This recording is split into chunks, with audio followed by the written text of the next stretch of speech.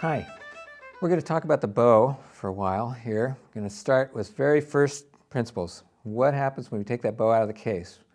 When we take the bow out of the case, we're going to see, hopefully, that the hair is very loose. And you can see it's not, you can see that this little screw at the end, we talked about this, is a way to tighten the hair. So when we take it out of the case, when we put it in the case, we want to loosen that hair so that there's no strain on the bow or the hair.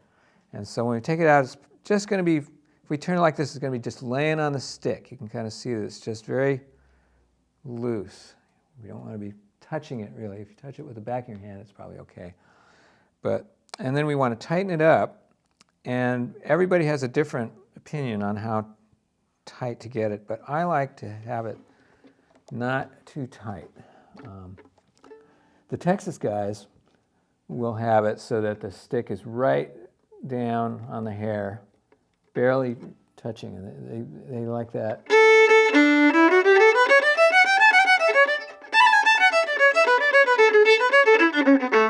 I think that might be a little bit too loose for bluegrass, which needs a little bit more force.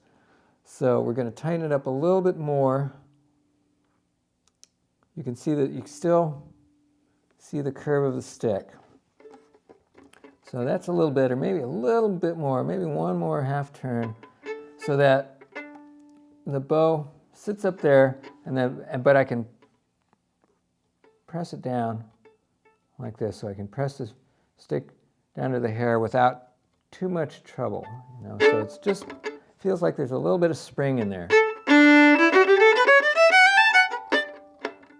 So that's what we want. So how about rosining? We definitely need to rosin the bow. Now, everybody's got a different scientific theory on this. You'd think that with something as obvious as a piece of hair in front of you that they would figure it out. The prevailing wisdom for a while was that, well, the hair has microscopic places on it that grip the string, and you're just rosining it to make those things stand up. But now they're saying that the hair is really smooth and that the rosin really does make the hair stick to the string. It really doesn't matter. You're going to be using rosin. So I'm just taking a regular piece of rosin here. It's got the cloth around it. It's sticky. Violin rosin is fine.